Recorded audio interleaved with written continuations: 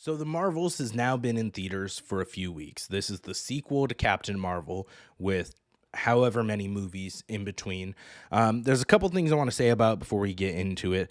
First, because I've seen people saying, "Oh, this sucks. People won't like it." You have to watch two Disney Plus series before you go into this movie. I think that's part of why people are a little hesitant about this, and it could factor into this being the lowest box office performing Marvel movie ever, and also having the highest drop off from week one to week two, with like a 79% drop off, I think it was, of any Marvel movie ever. Um, I don't feel as if you really need to see both episodes to both series to enjoy the show. I think Miss Marvel, I think, is one of the better of the Disney Plus Marvel series out there. So I'd highly encourage that everyone watches it still. But I think you can still have fun with this movie, even if you haven't watched that series.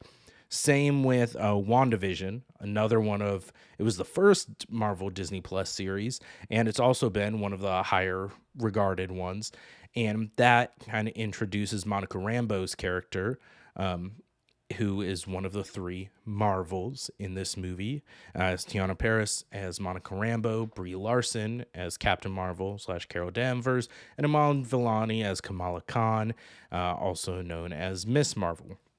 So I think I hinted at Miss Marvel on here too, that I thought the series as a whole was great and solid. Where it actually kind of fell apart and got knocked down a peg to me was when the finale episode, where it gets into same powers versus same powers, a little bit in there, and kind of loses a little bit of its heart and its way, I felt like. But overall, I thought it was a completely fun, inoffensive show, and like I said, one of the better ones on Disney Plus out there. Um, but the Marvels, it's been out for a few weeks, and I do not feel like it is even remotely deserving of the hate and the bad publicity and the poor box office performance that it suffered. I had a lot of fun with this movie. In my opinion, I thought it was definitely better. I know it's a low bar, but better than Ant-Man and the Wasp, Quantumania. I thought it was significantly more fun, and I liked it better than the original Captain Marvel, which I thought was fine. It just didn't have some of the heart, and it wasn't a plot I was as invested in as some of the other Marvel ones. But this one, I will gladly rewatch this movie probably multiple times. Iman Vellani as Kamala Khan is one of the best additions that we've seen to the Marvel universe, in my opinion, so far. She has so much heart, and you can see it in interviews and like with Jimmy Kimmel and things like that. She just has so much passion for this character in this universe, and that's awesome to see.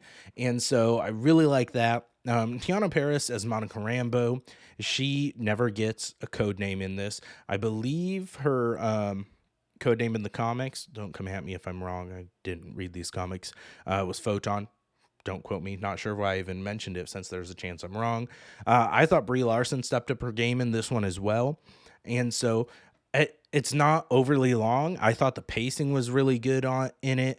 My biggest problem is that it has such a forgettable villain that you don't care about. And I don't think that's the actress's fault. Zoe Ashton did really good as Darben, I felt like, as well as it could be.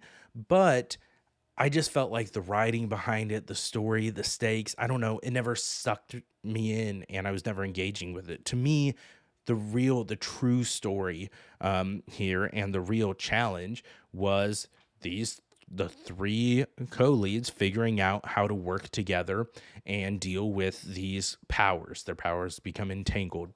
And I thought that was what was charming about this, visiting different planets.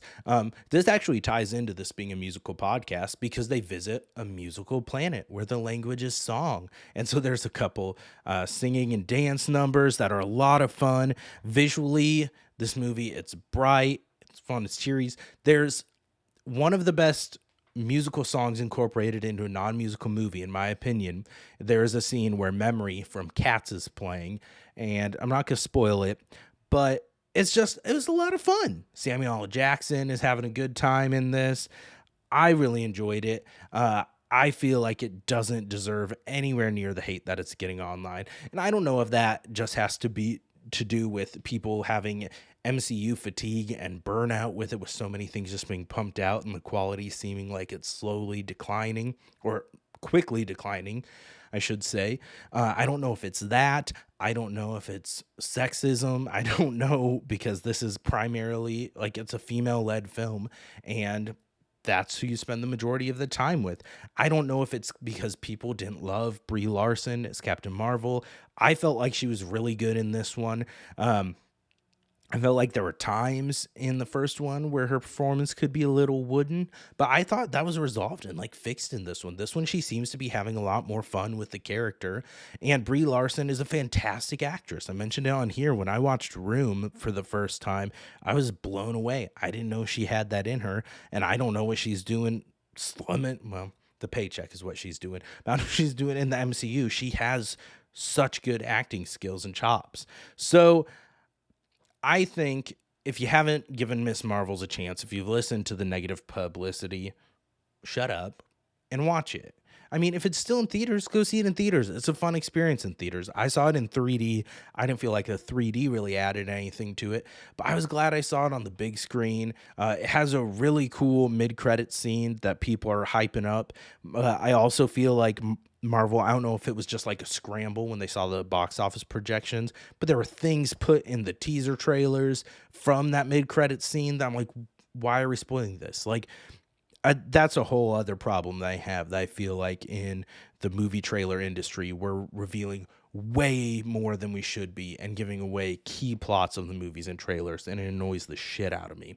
But The Marvels is a lot of fun. Highly encourage you to watch it. If you're waiting until it comes out on Disney Plus, fine.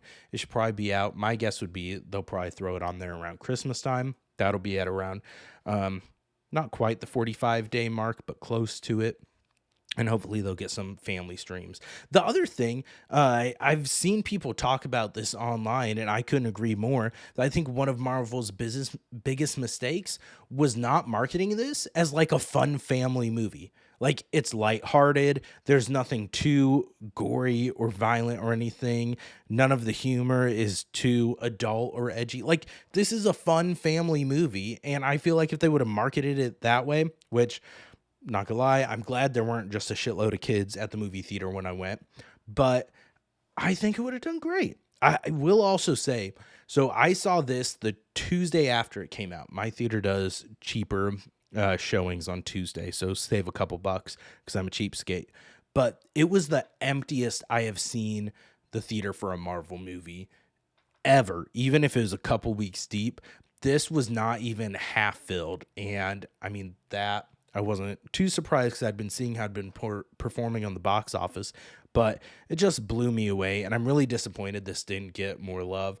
I think Iman Vellani in interviews and stuff, she's trying to, like, she's positive. She's like, I don't worry about the box office. That's Kevin Feige's deal. I just know I did the best I can and go out there and act, and I love this character, and I love seeing that. But I hope this doesn't sideline some of these characters more or cause Marvel to shift their plans away from them, which I don't think they will. I think the future will be tied to especially Iman Vellani and Teyonah Parris as Monica Rambeau. But I don't know. I hope they don't do anything drastic. These characters were a lot of fun. They had awesome chemistry in it, and I think everyone should go watch The Marvels. Even if you're not a superhero movie fan, it's fun. It's got some good comedic moments. So that's my review of The Marvels.